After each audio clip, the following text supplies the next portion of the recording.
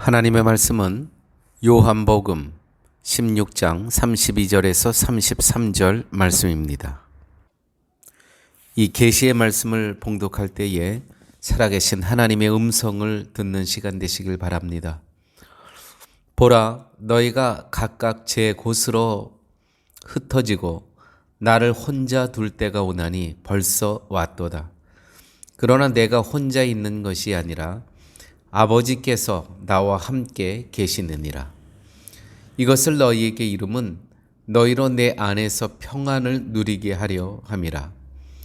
세상에서는 너희가 환난을 당하나 담대하라. 내가 세상을 이기었노라 하시니라. 아멘. 이번에 미국을 방문해서 하나님께서 저희 부부를 위로하여 주시고 또 격려해 주셨던 그런 부분들을 먼저 성도님들과 나누도록 하겠습니다. 저희들이 이번에 미국에 방문했던 이유와 목적은 아내가 코로나 바이러스를 이제 회복되면서 이 후유증이 잘 가시지가 않아서 가족이 있는 미국에 가서 좀 치료도 받고 쉬기 위해서 올라갔던 겁니다. 그런데 하나님께서는 저희들의 안식을 위해서 정말 하나님께서 다 준비해 놓으셨더라고요.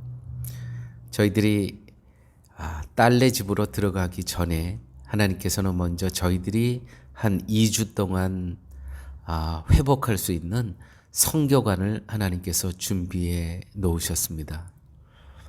또한 하나님께서는 또 저희들이 이동하고 움직일 수 있는 차를 또 하나님께서는 한 교회를 통해서 또 준비해 놓으셨습니다. 그것뿐만이 아니라 올라갈 때는 제가 어느 교회에서도 주일 예배와 또 수요 예배와 또 새벽 예배 이런 거를 전혀 생각하지를 못했습니다. 그런데 올라가서 봤더니 하나님께서 이미 매주 주일마다 이 파라과이 땅에서 성령의 역사하심을 증거할 수 있는 그러한 교회들을 준비해 주셨습니다. 미국에 가서 이제 각 교회에 방문할 때마다 성도님들과 또 교역자들이 저희들을 위로해 주시고 환영해 주셨던 이유가 무엇이겠습니까? 저희가 무엇을 잘해서 잘나서이겠습니까? 그런 거 아무것도 없습니다.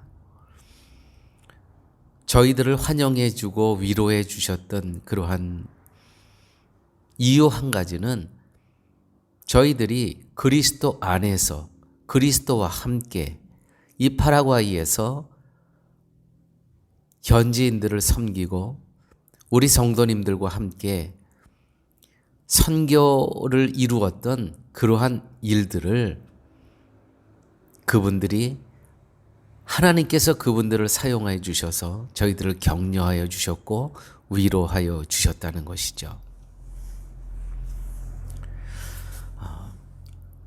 갈 때마다 교회를 방문할 때마다 정말 그런 마음이 있었습니다. 정말 너무 황송하고 그렇지만 또 너무 감사하다. 이 두 마음이 늘 교차했습니다. 교회 여러분, 우리가 정말 그리스도 안에서 그리스도와 함께 우리가 이 땅에서 살아갈 때 하나님께서는 여러 모양으로 여러 모습으로 우리를 위로하여 주시고 격려하여 주신다는 것이죠. 오늘 말씀 맨 끝에 내가 세상을 이기었노라. 이 예수님 말씀입니다. 내가 세상을 이기었노라. 근데 이 상황은 절대 이겼다고 말씀할 수가 없는 상황입니다. 왜냐하면 오늘 본문에 16장 32절 말씀입니다. 보라, 너희가 다 각각 제 곳으로 흩어지고 나를 혼자 둘 때가 오나니 벌써 왔도다. 십자가 밑에서 다 도망갑니다, 제자들. 예수님께서 그거를 미리 아셨죠. 내가 철저히 홀로 될 것이다. 그런데 내가 세상을 이기었노라. 어떻게 이 제자들이 3년 동안이나 계속 같이 다녔던 제녀들이 다 도망간 그 상황을 미리 보시고 말씀하시는 예수님께서 내가 이기었노라. 어떻게 이렇게 말씀하실 수 있으셨을까요? 이 세상을 이겼다라는 이 힘의 근원은 도대체 어디에서 나올 수 있었던 걸까요? 오늘 말씀에 그 근원이 있습니다. 보라, 너희가 다 각각 제 것으로 흩어지고 나를 혼자 둘 때가 오나니 벌써 왔도다. 그러나 내가 혼자 있는 것이 아니라 아버지께서 나와 함께 계시느니라. 아버지께서 나와 함께 계시기 때문에 너희들은 다 흩어졌지만 아버지께서 나와 함께 계시기 때문에 내가 세상을 이기었노라. 아멘입니다. 아버지께서 나와 함께. 이 나와 함께라는 이 문장이 이 복음서에서만 40회 나옵니다. 40회. 나와 함께. 아버지께서 나와 함께. 그래서 세상을 이기셨다는 것이죠.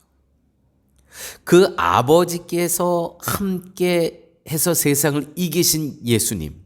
어떻게 말씀하시냐면 누가복음 24장 23절에 이 지금 강도 한 사람 오른편에 있지 않습니까? 십자가에 같이 달렸죠. 오늘 내가 나와 함께 낙원에 있으리라 하시니라. 오늘 내가 나와 함께.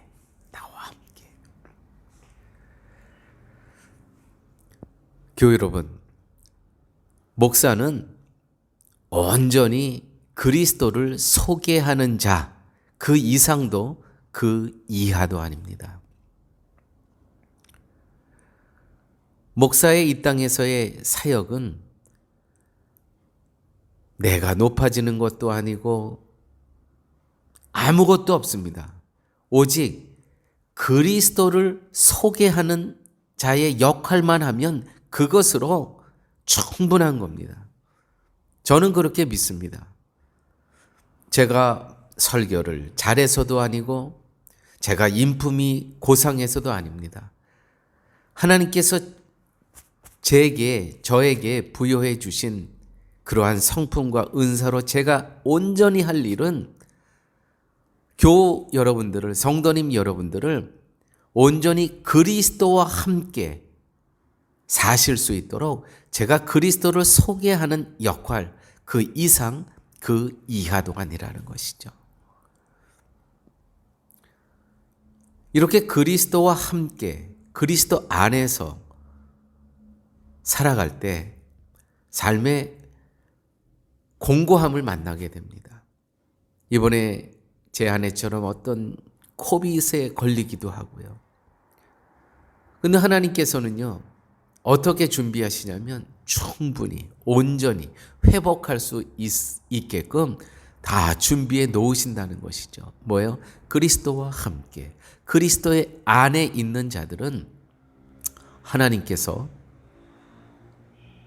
보상해 주신다는 겁니다. 책임져 주신다는 겁니다. 하나님은 철저히 그리스도를 통해 의롭다 여김을 받은 자만을 하늘나라의 가족으로 여기십니다. 그리스도를 통해 의롭다 여김을 받은 자만을 하늘나라의 가족으로 여기신다는 거 기억하셔야 됩니다. 의롭다 여김을 받은 근거가 바로 그리스도입니다. 우리는 다 의롭다 여김을 받은 존재예요. 나의 노력으로 하나님이 사랑이 많으셔서 아닙니다. 온전히 그리스도를 통해서, 그리스도의 십자가의 은혜를 통해서 우리는 의롭다 여김, 우리가 의로운 존재가 아니에요. 의롭다 여김을 받은 존재라는 것이죠. 의로운 존재는 아닌데 그리스도 때문에 의롭다 여겨주셨다는 것입니다. 이들만이 하늘나라의 가족으로 여겨주신다는 것이죠. 여러분, 그러므로 의롭다 여김을 받은 근거가 바로 그리스도십니다. 그리스도. 그리스도와 분리된 하나님은 나의 하나님이 아닙니다. 우리의 하나님이 아닙니다. 유대교에도 여호와 하나님을 믿는다고 합니다. 이슬람에서도 여호와 하나님을 믿는다고 합니다. 그런데 그리스도와 분리된 그들의 하나님이기 때문에 우리와 우리의 하나님과 다른 겁니다. 아시겠죠? 이 부분이 매우 중요합니다. 오늘 예수님께서 내가 세상을 이기었노라. 근데 이 상황은 제자들은 다 흩어지고 떠나갈 것이라는 겁니다. 그런데 이겼대요. 왜요? 아버지께서 나와 함께 계시느니라. 그렇기 때문에 세상을 이겼다고 미리 선포하실 수 있었던 것이죠. 이 전제가 매우 중요합니다. 아버지께서 나와 함께 하셨느니라. 그리스도와 분리된 하나님은 타종교의 하나님입니다. 우리의 하나님이 아니라는 것이죠. 사랑하는 교회 여러분, 그러므로 우리가 이 땅에 살아가면서 그리스도와 함께 그리스도 안에서 살아가는 이 자세가 바로 하늘나라의 가족이 될 수 있다는 것이죠. 이렇게 살 때 보십시오. 예수님의 선언과 선포입니다. 내가 세상을 이기었노라. 우리는 그리스도 안에서 그리스도와 함께 살아가는 자이기 때문에 우리가 그리스도와 함께 그 안에서 살아갈 때 우리도 예수님처럼 내가 세상을 이기었노라. 이길 것이다. 이기었노라. 언제부터요? 지금부터, 오늘부터 이 선언과 선포를 담대히 하며 살아갈 수 있다는 것이죠. 두 번째, 세상을 이기는 힘의 근원은 내가 세상을 이기었노라. 근데 이 상황 말씀드렸죠? 제자들이 다 흩어진 이런 상황, 황당한 상황입니다. 정말 세상적으로 보면 너무 외롭고 초라한 상황이에요. 근데 세상을 이기었다고 하십니다. 그 근원은 무엇일까요? 오늘 33절에 이렇게 말씀이 기록되어 있습니다. 이것을 너희에게 이름은 너희로 내 안에서 평안을 누리게 하려 함이라. 평안을 누리게 하려 함이라. 평안.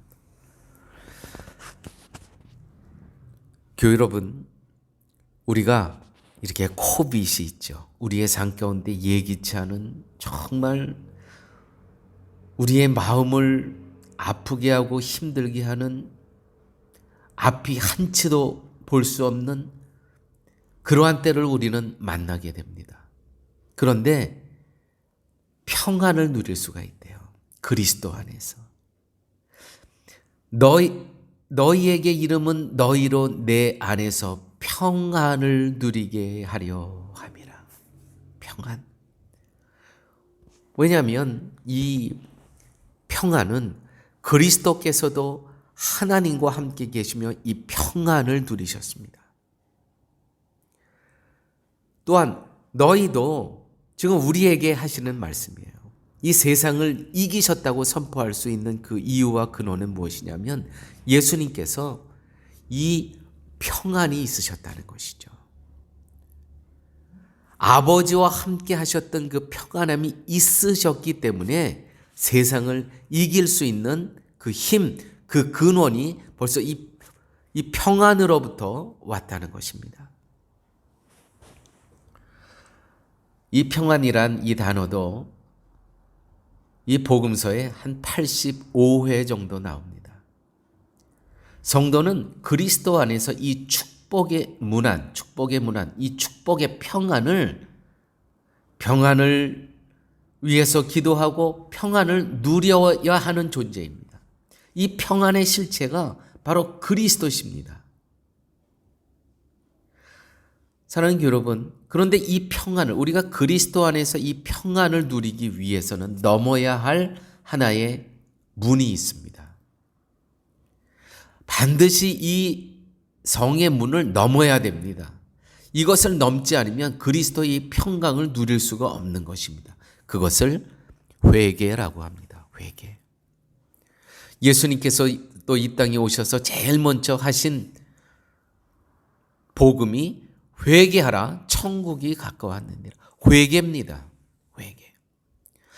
교회 여러분, 회개는 평생에 한 번이면 족한 겁니다.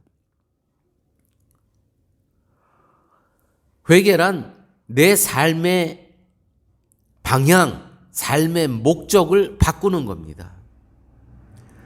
그래서 진정한 회개가 일어나면, 그렇죠, 그때는 당연히 울 수밖에 없죠. 내가 여태까지 잘못된 방향으로 갔던 그 세월, 또 나를 지으신 하나님에 대한 그 불성실함, 불충, 당연히 울 수밖에 없죠.